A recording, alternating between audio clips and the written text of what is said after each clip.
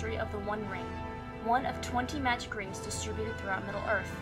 The ring is highly sought for its power, unbeknownst to the majority of the characters who stumble upon it. Upon the discovery of its importance, a group of 9 known as the Fellowship is dispatched to destroy it, all while being hunted by the ring's owner, Sauron, an immortal being recognized as a fiery eye devoted to raining vengeance upon the land so that he may reclaim the ring to begin a new reign of terror. The Fellowship of the Ring is out to stop him and destroy the One Ring in Mount Doom, deep in the heart of Mordor. Gimli, the dwarf. Legolas, the elf of the woodland realm. Gandalf, a powerful wizard. Aragorn, a man raised by elves with significant skill in combat. Boromir, a man of Gondor. And the hobbits, Frodo, the ring-bearer, Sam, Frodo's loyal guardian, and Merry and Pippin, silly but loyal friends. The path is fraught with danger, with Sauron's double-crossing subordinate who seeks the ring for his own, orcs being of a nearly unlimited army Sauron creates, and us? And who? Us, precious, us! Oh yes, and Gollum, the most hated character in the series. No, don't treat us like this. Fine, the most abstruse, personality-confused, rotten wretch of the story. Not fair. It's not fair. The Herbitzes stole the precious from us. The nasty, fat Bagginses. You killed your brother and challenged people to riddle contests in justification for you eating them. Well, yes, of course, as anyone would. Anyways, it is the differences and motives of each creature in Middle-earth that serve to develop them. Throughout the series, different races represent each of the 7 deadly sins: pride, envy, lust, gluttony, avarice, sloth, and wrath, which alienate the inhabitants from each other. Man represents pride. They are demeaned for their shorter lifespans by the elves and hold their armies to high standards. Their vanity is especially seen in Boromir's arrogance when he questions the council and confronts Frodo about the Fellowship's goals. It is madness. There is no other way. I ask only for the strength to defend my people. If you would but lend me the ring. No. Oh, yes. What a smart one he is, but he wants the precious too. The precious is ours. Pride is also seen in the actions of Theoden when, according to Steen Hyam of the University of Sunderland, his pride isolates his people and allies them with Saruman. It is from man's egoism that many other creatures in Middle-earth distrust them.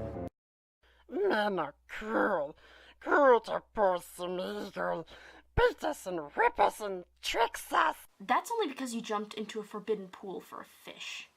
And what a juicy fish it was. The rock and pearl is nice and cool, so juicy sweet. The elves are revered for their purity, respect, and immortality, but they are the symbol of envy. They seek to covet treasure whether deserved or not. We seek to covet the precious. Covet? Since when did my verbiage become so grandiose? Elves are entrusted with the most powerful of antiques, such as Narsil, the legendary sword said to have the ability to kill Sauron. Their weapons are also highly sought after for their beauty and durability. Their craftsmanship is envied by most of the creatures, as much of it is imbued with magic. Even the One Ring is inscribed with elvish symbols. Smeagol has seen the writing, but we despise the elves as so clean and pure. No! The elves are separated by others' reverence for them, as if they were higher beings far above interaction with other species of Middle-earth. And the fact that the elves have a superiority complex does nothing to help the situation. The only occurrence of lust is seen in Grima Wormtongue, evil advisor to Theoden, and Saruman's inside man. Although not directly stated by the text, it is implied that Wormtongue lusted after Éowyn, Theoden's daughter, and was promised her in return for his support and efforts to weaken the king and turn Rohan in favor of Saruman. Gandalf accuses Wormtongue of this when he says, "When all the men were dead, you were to pick your share of the treasure and take the woman you desire. Too long have you watched her under your eyelids and haunted her steps." So fair. So cold. Like a morning of pale spring still clinging to winter's chill.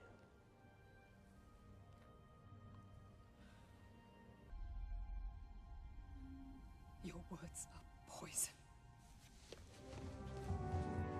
The people's disgust for him anathematize him, outcasting him for his vile manipulation.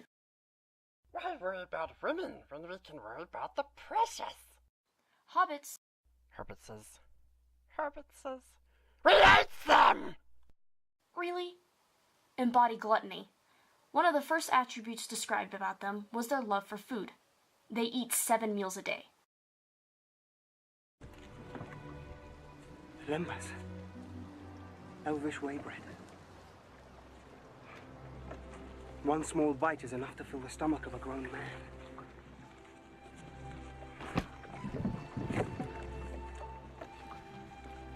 How many did you eat? 4.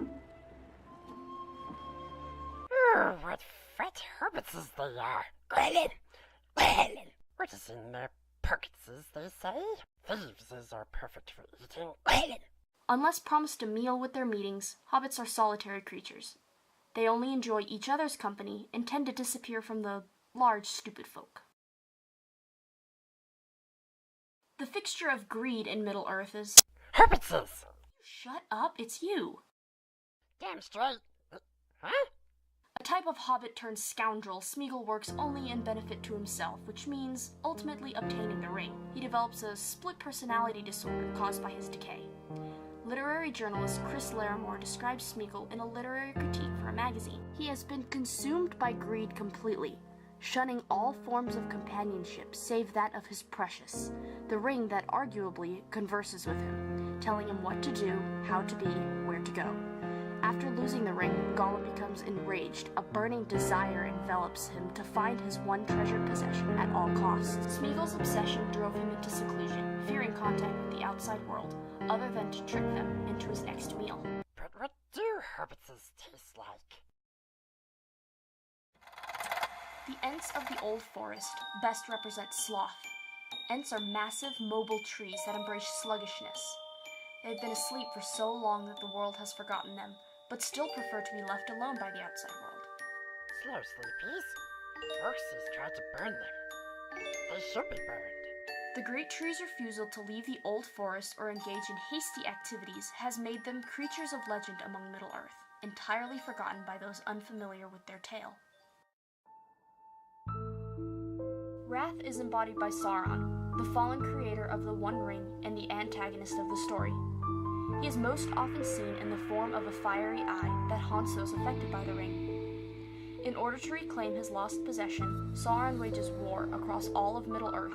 Raymond Laird summarizes Saruman's personality by his passion for power, along with jealousy, hate, suspicion, deceit, anger, ruthlessness, and the contempt for compassion and mercy that it spawns, that rises in intensity over time to poison all relationships. Company knows that with the ring's destruction, Sauron's control and power will be destroyed. Ah! He's the one who took us and tortured us. He was the keeper of the precious and hunted us through the precious.